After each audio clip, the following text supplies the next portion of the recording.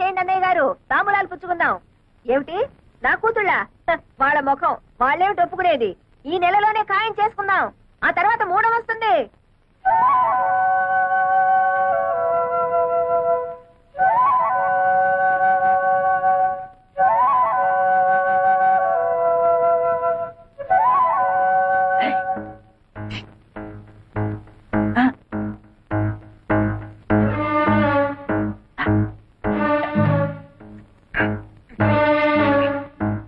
ఎందుకు వచ్చావు ఇక్కడికి? అయితే పిల్లలప్పుడే పెళ్లికి దిగారనమాట. ఎందుకు వచ్చావురా ఇక్కడికి అని అడుగుతున్నాను. పిల్లల్ని పలకరించి అమ్మగారిని చూసిపోదామని. చూసిపోదామనా? ఎరా పూట గతిలేని వెతకవే నా ఇంటికి వచ్చి నన్నే బెదిరిస్తావురా? ఒకప్పుడంటే లేదు కానండి, ఏదో తమ దైవాలు 5 ఎకరాల కొబ్బరి తోట కొనుక్కుని బాగానే ఉన్నానండి. వస్తానండి, 5 లక్షలు వచ్చాయి. 5 లక్షలా? తప్పదు కదండి, మరి ఆ పెళ్లిళ్ళు అయిపోతే ఎట్లా చూపించిన ప్రయోజనం చెప్పండి. 5 లక్షలు కాదు కదా, 5 పైసలు కూడా ఇవ్వండి. ఇస్తారులేండి, ఎచ్చర ఫోటో చూపిస్తే మీరే ఇస్తారు. ఎంతైనా పిల్లల మీద ప్రేమ ఎక్కువ కదా, పెళ్లిళ్ళు అయిపోతే బాధపడరు. తొందర ఏం లేదండి, ఓ 1 రోజులు టైం తీసేసుకోండి. వచ్చే శుక్రవారం నాడు ఇచ్చారనుకోండి, నా అవసరానికి ఆదుకున్నట్టు అవుతుంది. గురుగారు, ఇక మీరు దేని గురించి ఆలోచించకండి, డబ్బు గురించి ఆలోచించండి. వస్తానండి.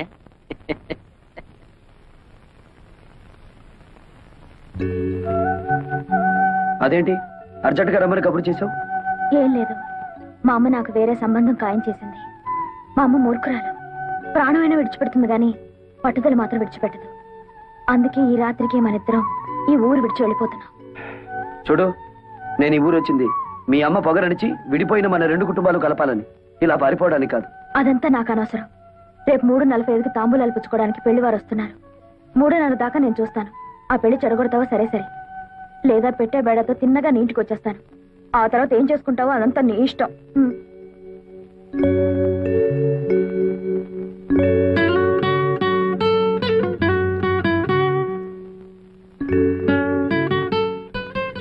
ఇదేమిటి ఈ వేళప్పుడు వచ్చావు? నీకు వార్నింగ్ ఇద్దామని. ఏమిటది? దీన్ని పొటాషియం సైనైడ్ అంటారు. మా కెమిస్ట్రీ ల్యాబ్ నుంచి తీసుకొచ్చాను. ఇది నాలుక మీద పడ్డం, ప్రాణం పోవడం ఒకేసారి జరుగుతాయి. బావా, పెళ్ళంటూ జరిగితే నీతోనే. నువ్వు తప్ప మరో మగాడు నన్ను కన్నెత్తి చూస్తే ఈ సైనైడ్ నా నాలుక మీద ఉంటుంది. ఏమిటి పిచ్చిబాగుడు? అదంతే. ఇదే నీతో ఆఖరి పందెం. ఈ పందెంలో నేను గెలవాలి. ఓడితే నా శవాన్ని చూస్తాం. వస్తా.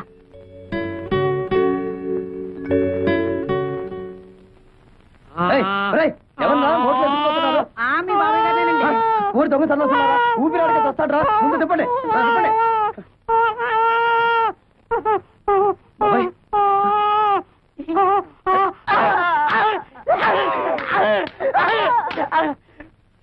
పెళ్లి అవడం కోసం నన్ను చెబుతారా? అది కాదండి, మేము 3 పాపకార్యాలు చేయాలండి. ఇప్పటి వరకు 2 చేసాం. మా లవర్స్ నడువు వరకు మోక్ష ప్రాప్తి కలిగిందండి. 3వ పాపకార్యం చేస్తే పూర్తిగా కలగదండి. మాకు పెళ్లిళ్ళు అవ్వండి.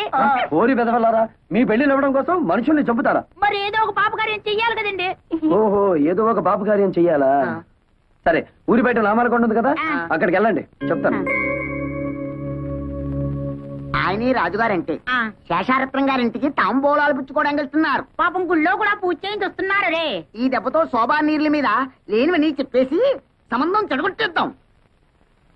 రాజుగారండి, ఏమండి, పాపం మిమ్మల్ని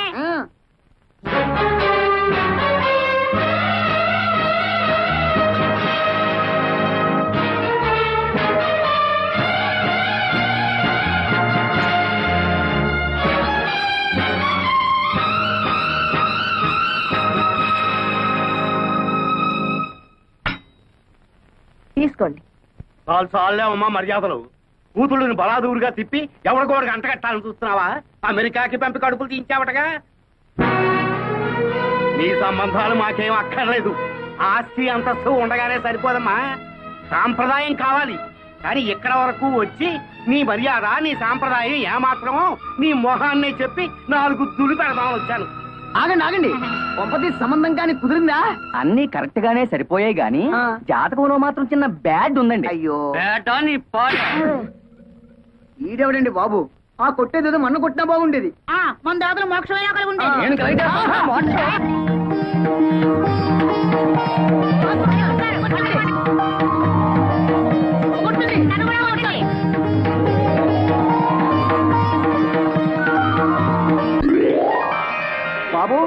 దండలు మార్చుకోండి. నేను నా భార్య బిడ్డల దగ్గరికి వెళ్ళాలి. ఓ చెడుగుడా ఇల్మా.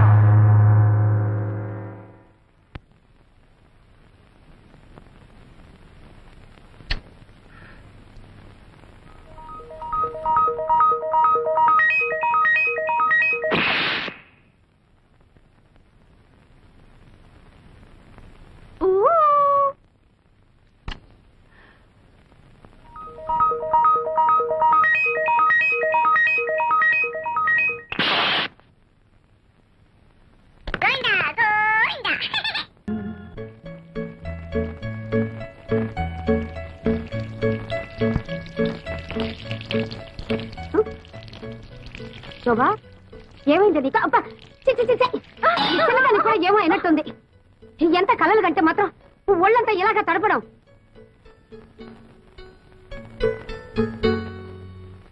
అమ్మే తాడికొండ వారి సంబంధం పెళ్లి చూపులకు బయలుదేరదామనుకుంటుండగానే గుండురాయి లాంటి వాళ్ళ తాతగారు గుండెకి చచ్చిపోయాక సంబంధం క్యాన్సిల్ అని రాసేశారు.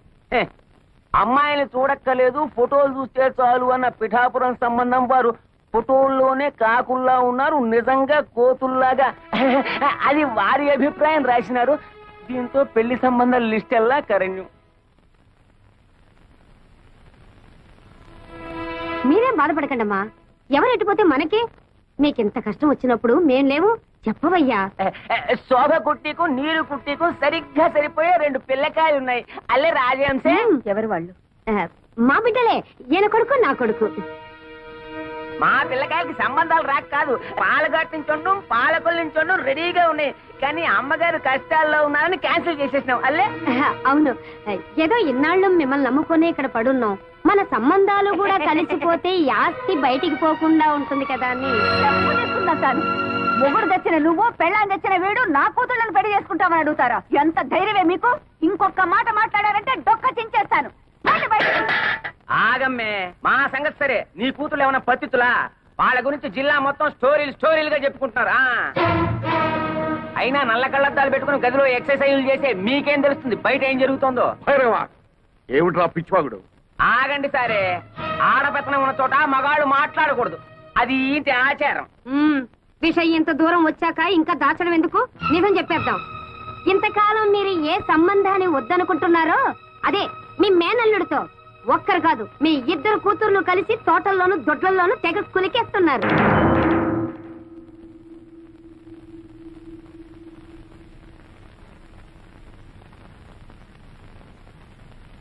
నిజం చెప్పు, పిచ్చి కూతురు కూస్తే నీ నాలుక తెగ్గొస్తాను. నా నాలుకనే తెగ్గొస్తారో మీ కూతుళ్ళ పీకల్నే కోస్తారో వాళ్ళని పిలిచి అడగండి. శోభా, నీరజా,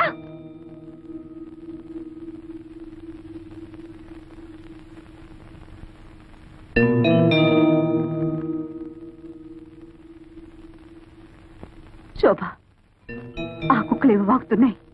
నిజం చెప్పు, నువ్వు ఆ వెంకటిని ప్రేమించావా?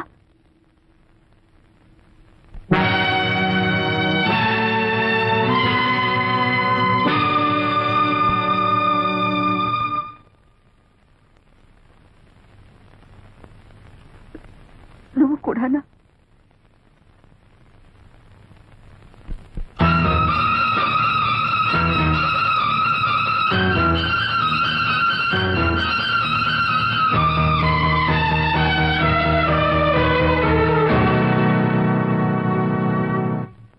ఇప్పటికైనా నిజం తెలిసిందల్లే.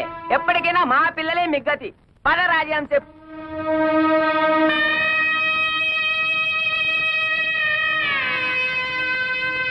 ఏమిటి, మీకు ఇది న్యాయంగా ఉందా? నేనేం ద్రోహం చేశానే మీకు? అల్లారు ముద్దుగా పెంచాను, అడిగినవన్నీ ఇచ్చాను. కడుపులో పెట్టుకుని పెంచుకున్నందుకు నా గుండెల మీద తంతారంటే నేనేదైతే ఇంట్లో జరగకూడదనుకున్నానో అదే జరిపారు. కాల క్రితం మరో స్త్రీతో సంబంధం పెట్టుకున్నారన్న నేరానికి ఆయన్ని వెలివేసి నాకు నేను శిక్ష విధించుకున్నాను. ఇప్పుడు మీరు నన్ను వెలివేసి వారికి దగ్గరవుతారా? వాడంటే నాకు వ్యక్తిగతమైన విరోధం లేదే.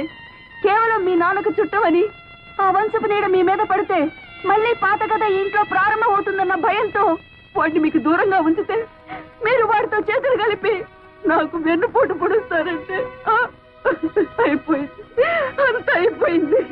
ఏదైతే ఇంట్లో జరగకూడదు అనుకున్నారో అదే జరిగిపోయింది. 20 సంవత్సరాలుగా నేను భరిస్తున్న బాధ మళ్ళీ మీ వల్ల ప్రారంభమైంది. ఇక నా వల్ల కాదు, నేను తట్టుకోలేను, నేను చచ్చిపోతాను. కానీ చచ్చే ముందు మీ ఇద్దరిని చంపి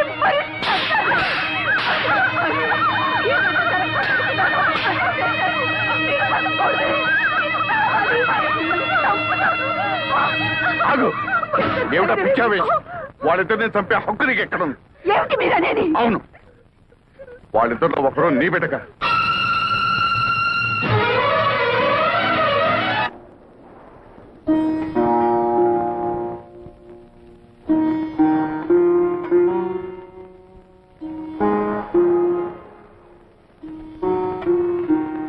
ఈడొచ్చిన పిల్లల పెళ్లిళ్ళ విషయం మాట్లాడాల్సిన సమయంలో వాళ్ళ పుట్టుక గురించి మాట్లాడటం మన దౌర్భాగ్యం.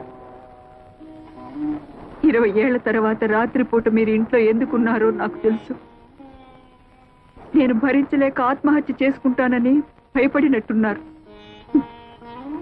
నేనంత పిరికి దాన్ని కాదండి.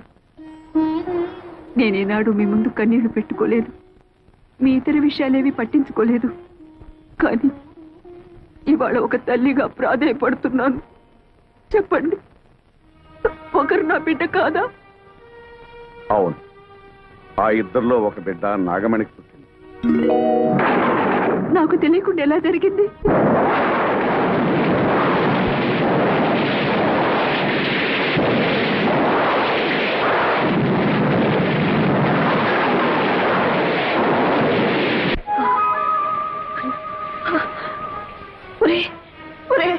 అన్యాయం జరిగిపోయిందిరా. ఏం జరిగిందమ్మా? ఆ కవల పిల్లలో ఒక పిల్ల పాత కప్పి చనిపోయిందిరా. ఈ విషయం దానికి తెలుసమ్మా? దానికి తెలీదు. మగతిగా నిద్రపోతుంది. తెలివి వచ్చి ఆ విషయం దానికి తెలిసిందంటే తట్టుకోలేదురా. ఏం చేయాలో నాకు అర్థం కావటం లేదే.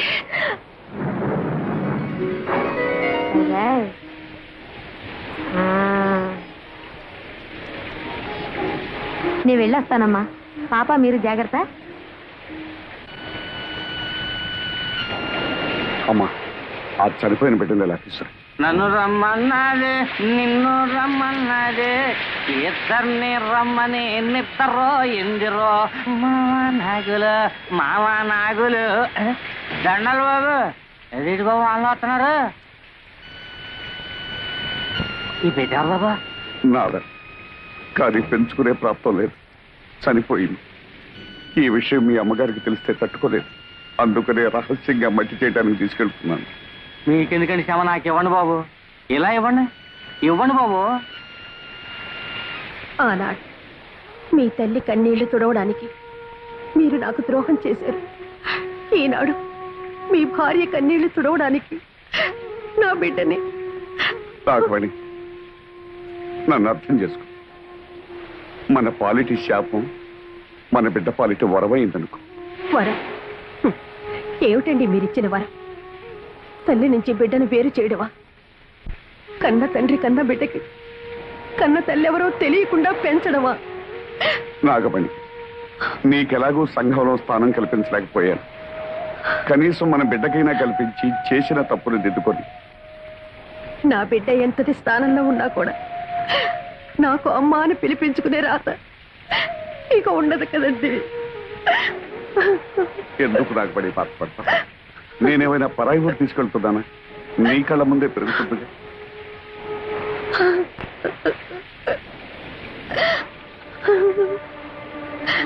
ఈ లోకం అంతా మీరు నన్ను ఉంచుకున్నారు అంటే నేను భరించాను. నా బిడ్డను పెంచుకుంటాను అంటే నేను భరించలేదా? జరిగిన దాంట్లో ఇది ఒకటి అనుకుంటాను. నా ప్రాప్తం అంతే. తీసుకెళ్ళండి.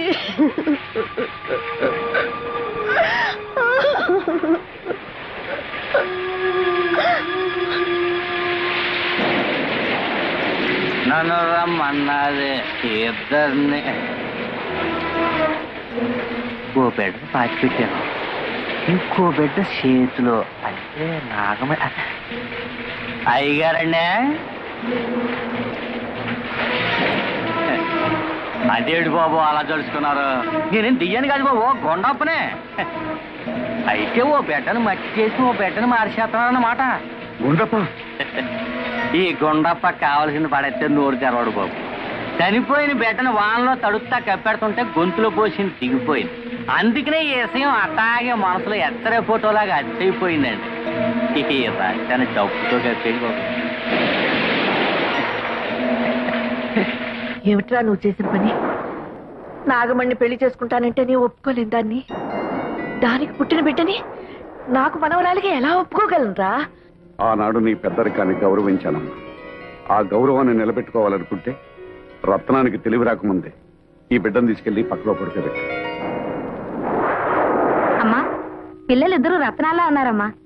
అది సరే కాని కోడలు పురుడు పూర్ణప్పుడు పట్టుచీర కావాలని పట్టుపట్టిన దానివి తీర ప్రశ్నించే సమయానికి ఎక్కడ తగలడ్డావే? ఏం చేయనండి అమ్మా, అక్కడ నాగమణమ్మ గారు నొప్పులతో బాధపడుతుంటే అయ్యగారు నన్ను అక్కడికి పంపించారు. అక్కడ కూడా ఆడపిల్లే పుట్టిందమ్మా. అత్త అయ్యగారి పోలికే. ఎంతకాలమని నోరు మూయించి నా కళ్ళు కప్పుతారు. ఏమి అచ్చం అయ్యగారి పోలికలతో పుట్టిన ఆ పిల్లెవరు, దాని తల్లెవరు? అది అది నేను ఇక్కడ నొప్పులు పడుతున్నానని తెలిసి కూడా నిన్ను అక్కడ పంపించారంటే ఆయన గారికి అంత ముఖ్యమైన మనిషి అది. చెప్పవే. తెలీదమ్మా. తెలీదు? తెలీదు. అబ్బా, నన్నెందుకమ్మా కొడతారు? మీరు బాగానే ఉంటారు. అత్త మీద కోపం దొత్త మీద చూపించారని ఏమన్నా అంటే మా మీద విరుచుకు పడతారు. మీ పెళ్లి కాక ముందు నుంచి అయ్యగారికి నాగమణమ్మ గారికి సంబంధం ఉంది. ఈ సంగతి పెద్దమ్మ గారు కూడా తెలుసు. ఓహో, తల్లి కొడుకులు కూడబలుక్కునే నాకు అన్యాయం చేశారన్నమాట. అంత మాట అనకమ్మా. కేవలం ఆవిడతో పరిచయం అనుకున్నాను కానీ ఇంతవరకు వస్తుందని ఊహించలేదు. అబద్ధం ఆడకండి. ఆస్తి అంతస్తు కోసం ఆవిడ్ని బయటికి గెంటేసి నా సొమ్ము కాసపడి నా గొంతు కోశారు. దగ్గరుండి మీ కొడుకు చేత వ్యభిచారం చేయించారు. అమ్మా, ఏ చేసిన విషయం చెప్తే తప్పు వచ్చిందా? అమ్మ తర్వాత అమ్మ అత్తమ్మ అంటారు. సాటి ఆడదన్న గౌరవం కూడా లేకుండా నాకు ద్రోహం చేశారు. ఇంత జరిగాక అందరం కలిసి ఒకే చూరు కింద ఉండటం జరగని పని. నేను మా పుట్టింటికి వెళ్తున్నాను. వద్దమ్మా, ఇంటి కోడలు తెగతెంపులు చేసుకుని పుట్టింటికి వెళ్ళిపోయిందని అపకీర్తి నా కుటుంబం భరించలేదమ్మా. నేనే నా కూతురింటికి వెళ్ళిపోతాను. కానీ నీ భర్తకు మాత్రం అన్యాయం చేయకు. చూడండి, ఒకళ్ళు తిన్న కంచంలో తినే అలవాటు ఈ శేషారత్నానికి లేదు. ఏదో జన్మలో నేను చేసుకున్న పాపానికి శిక్షగా మీ వల్ల నాకు 2 బిడ్డలు కలిగారు. చాలు. సమాజాన్ని గౌరవించాలి గనక పేరుకు నేను మీ భారీగా ఉంటాను. అంతేగాని ఇక నుంచి మన ఇద్దరి మధ్య ఎలాంటి సంబంధం ఉండటానికి వీల్లేదు, ఉండదు. అది కాదు రత్నం. మీకు ఇష్టం లేకపోతే మీ అమ్మతో పాటు మీరు వెళ్ళొచ్చు. ఈ జరిగిన దాంట్లో నా స్వార్థమే ఉందనుకుంటావు, భగవంతుని నిర్ణయమే అనుకుంటావు, నీ ఇష్టం. నిన్ను చేసుకున్నానని ఆవిడ్ని చేరదీశానని నువ్వు 20 ఏళ్లుగా నన్ను వెలివేశారు. చేసిన తప్పుకు శిక్షగా మౌనంగా ఉండిపోయాను. పురిటి కన్నుని తీసుకొచ్చి ఇంటికి అప్పగించాను. అందులో ఎవరు ఎవరికి పుట్టారో నాకు మాత్రం ఎలా తెలుస్తుంది? కానీ ఇద్దరిని 2 కళ్ళగా పెంచావు. ఎవరికి అన్యాయం చేయవనే నా నమ్మకం.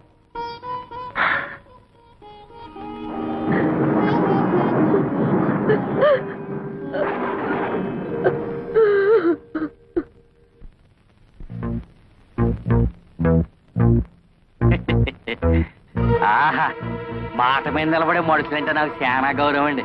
ఏదంటే డబ్బు సెంచి ఏదండి గురుగారు? నేను కూడా మాట మీద నిలబడే మనిషినేనండి. ఇన్నేళ్ళ నుంచి ఈ గుండెలో దాచుకున్న ఆ ఎత్తరే ఫోటోను చూశారండి, దాన్ని కత్తిరి పెట్టి కట్ చేస్తానండి. ఏదంటే డబ్బు సెంచి ఏది? చెప్పుకోరా, నీ ఇష్టం వచ్చిన వాళ్ళతో చెప్పుకోరా, ఊరంతా టమ్కేసి చెప్పుకోరా. ఈ విషయం ఎవరికైతే తెలియకూడదో వాళ్ళకి తెలిసిపోయిందిరా. ఇంకా నువ్వేంటో నన్ను చేసేది? నీ ఇష్టం వచ్చిన వాళ్ళతో చెప్పుకోరా. మరి నా 5 లక్షలా? 5 లక్షలు కాదు కదా, మళ్ళీ ఈ ఊళ్ళో అడుగు పెడితే ఉప్పు పాత్ర ఇస్తాను రా.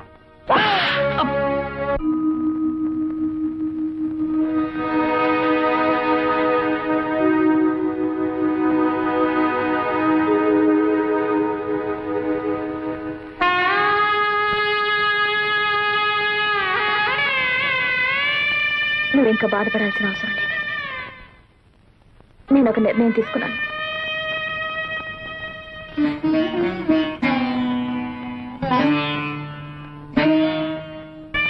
ఈ ఇంట్లోంచి వెళ్ళిపోదాం అనుకుంటున్నాను. అవునమ్మా, నేను నీ రక్తం పంచుకు పుట్టిన బిడ్డను కాను. ఎందుకంటే బావని పెళ్లి చేసుకుంటాను ఆశీర్వదించమని నాయనమ్మని అడిగితే నన్ను ఆశీర్వదించలేదు. నేను పరాయిదాన్ని కాబట్టే కదా.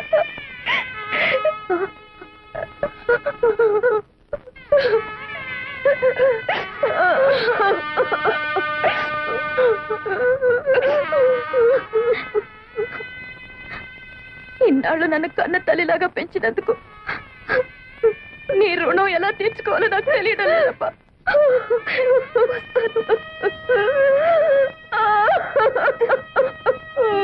శోభ,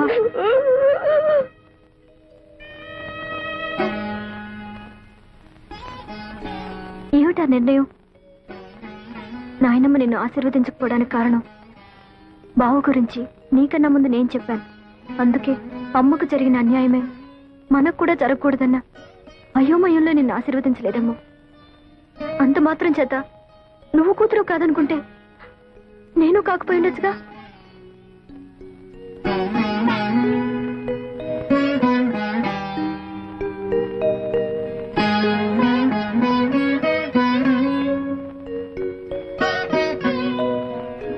పంతొమ్మిది సంవత్సరాలు నువ్వు పంచి ఇచ్చిన మమకారం మర్చిపోయి 9 నెలలు ఎవరు నీ గర్భంలో పెరగలేదో తెలుసుకోవడానికి ఇన్నేళ్ల తర్వాత నా గడప తొక్కేవా తల్లి?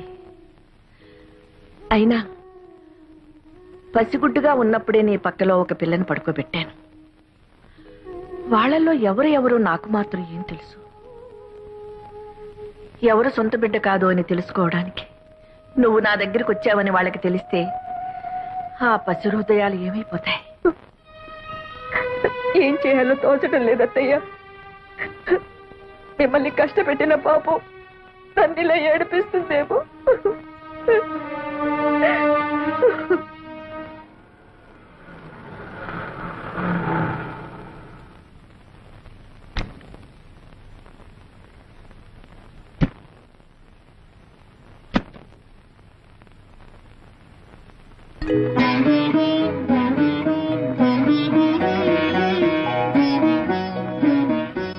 లోపలికి రావచ్చా?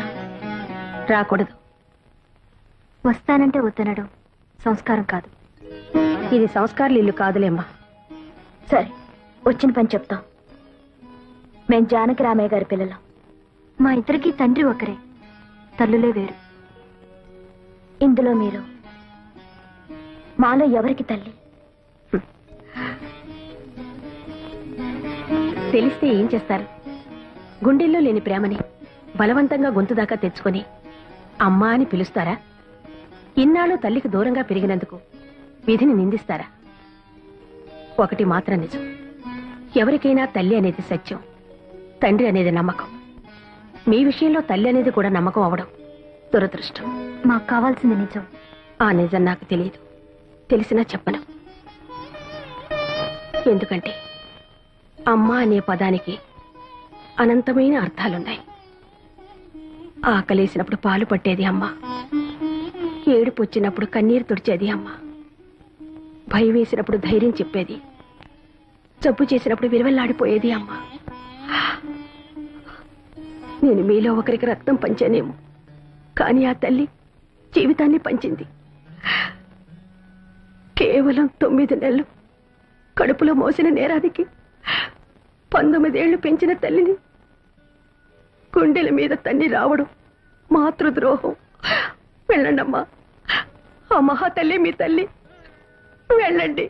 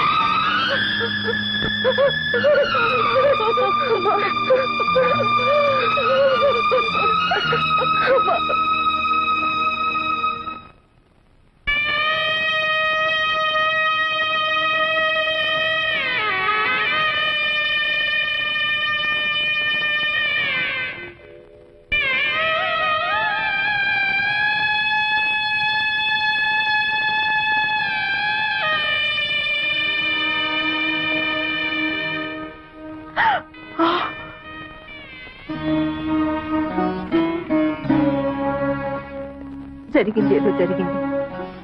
20 ఏళ్లుగా మిమ్మల్ని క్షోభ పెట్టి నేను నరకాన్ని అనుభవించాను. ఇప్పుడు అదంతా తవ్వుకుని ప్రయోజనం లేదు. నా బ్రతుకులోని దురదృష్టం నా కూతుళ్ళ బ్రతుకులో కూడా జరగకూడదనే నా కోరిక.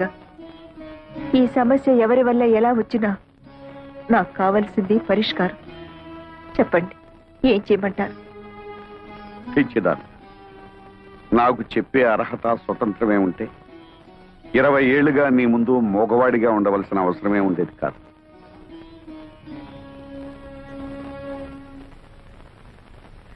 అత్తయ్య, మీరైనా చెప్పండి, నన్నేం చేయమంటారు? బ్రతుకు చివరిలో ఉన్నదాన్ని నాకేం తెలుస్తుందమ్మా? బ్రతుకు మొదట్లో అడుగు పెట్టబోతున్న వాళ్ళని అడుగు. భగవంతుడా, నాకు పిచ్చెక్కిపోతుంది. నేనేటో తెలుసుకోలేకపోతున్నాను. అమ్మ శోభ, మీరేం పసిపిల్లలు కారు. ఈ సమస్య కొని తెచ్చుకుంది మీరు. దీనికి పరిష్కారం కూడా మీరే తెలుసుకోండి. నా వల్ల కాదు.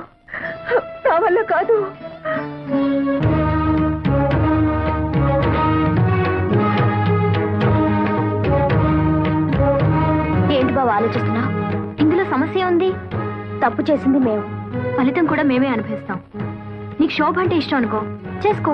నీకు నీరు మీద ఇష్టం ఉందనుకో, చేసుకో. దాన్ని చేసుకుంటే నేను ఉరేసుకుని చచ్చిపోను. దాన్ని చేసుకుంటే నేనేం విషం మింగి చావను. నాకు కావాల్సింది నీ ఆనందం. నాకు కావాల్సింది నీ సంతోషమే. నీకెవరిష్టమో చెప్పు బావా. మాకెవరైనా ఒక్కటే. చెప్పు బావా, చెప్పు బావా, చెప్పు బావా. బావా చెప్పు, చెప్పు బావా, చెప్పు, చెప్పు బావా. వెంకటరమణ, ఎక్కడున్నావు స్వామి?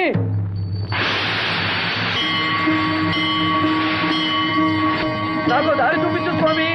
రానాయన, నీకోసమే ఎదురు చూస్తున్నాను. నా కోసం ఎదురు చూస్తున్నావా? అవును నాయన, నీకోసమే. నా కోసం నువ్వెదురు చూడటం ఏమిటి స్వామి? నువ్వు దేవుడివి, నేను మామూలు మానవుణ్ణి. వెంకటేశ్వరరావు, ఇద్దరు ఆడవాళ్ల మధ్య ఇరుక్కున్న తర్వాత నరుడైనా నారాయణుడైనా ఒక్కటే నాయన. పాటలు తప్పవు. ఇంతకీ నా సమస్యకి పరిష్కారం ఏమిటి స్వామి? అది చెబుతావనే బాబు నీకోసం ఎదురు చూస్తున్నాను. అవును, ఆనాడు భూదేవి శ్రీదేవి అడిగిన ప్రశ్నకి సమాధానం చెప్పలేకే ఇలా రాయిగా మారిపోయాను. నువ్వు ఈ సమస్యకి పరిష్కారం చెప్పగల మేధావివని నిన్ను ఆ ఇంట్లో సృష్టించాను. నీ పేరు వెంకటేశ్వరరావు అని పెట్టించాను. ఇద్దరు ముద్దుల భామల సమస్యను నీ మెడ చుట్టూ చుట్టించాను. అప్పటి నుంచి నువ్వు ఎప్పుడొచ్చి ఈ దుర్భర సమస్యకి పరిష్కారం చెప్తావా అని ఎంతో ఆశగా ఎదురు చూస్తున్నానయ్యా. నా వల్ల కాదు స్వామి. చెప్పు నాయనా. ఇదే వ్యక్తి జవాబు చెప్పలేని ప్రశ్న స్వామి.